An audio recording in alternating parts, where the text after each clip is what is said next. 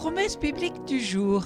Aujourd'hui, retrouvons une petite anecdote qui fait réfléchir, mais commençons par lire dans 1 Samuel chapitre 17 verset 47 où il est écrit « Car la victoire appartient à l'Éternel ». Un chrétien d'Afrique du Sud, tout en ne dépendant d'aucune société missionnaire, avait reçu dans son cœur l'assurance que Dieu lui commandait d'aller s'établir au cœur de la brousse, dans une tribu qui avait toujours chassé les missionnaires. Aucun n'avait obtenu la permission de s'y établir. Lui-même ne reçut l'autorisation de demeurer qu'à condition de ne jamais dire un mot de sa religion. La condition était difficile à accepter. Après hésitation, il eut l'assurance qu'il devait rester là. Puisqu'il était interdit de prêcher l'évangile par sa bouche, il le ferait par ses actes tout simplement. Pendant des années, il vécut au milieu de cette tribu apportant de l'aide autant qu'il le pouvait à ceux qui en avaient besoin. On commençait à l'estimer. On n'hésitait plus à avoir recours à lui. Il avait conquis sa place. Mais il sentait que l'interdiction de prêcher subsistait toujours.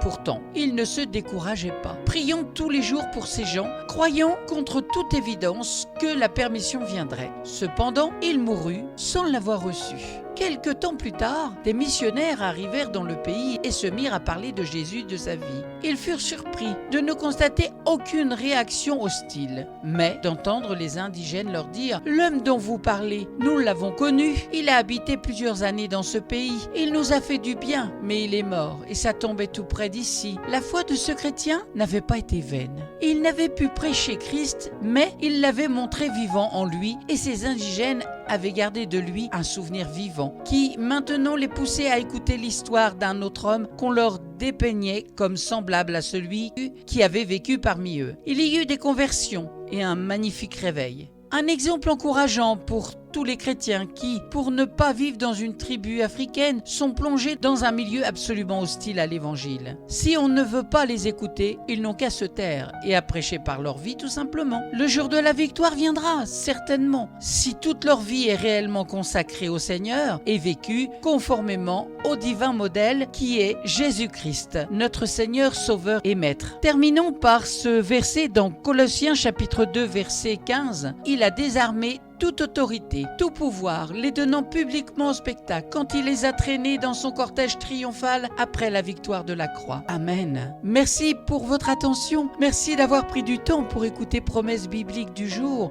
avec cette petite anecdote qui fait réfléchir. Je vous souhaite bon courage et je vous donne rendez-vous à très bientôt. Soyez abondamment bénis.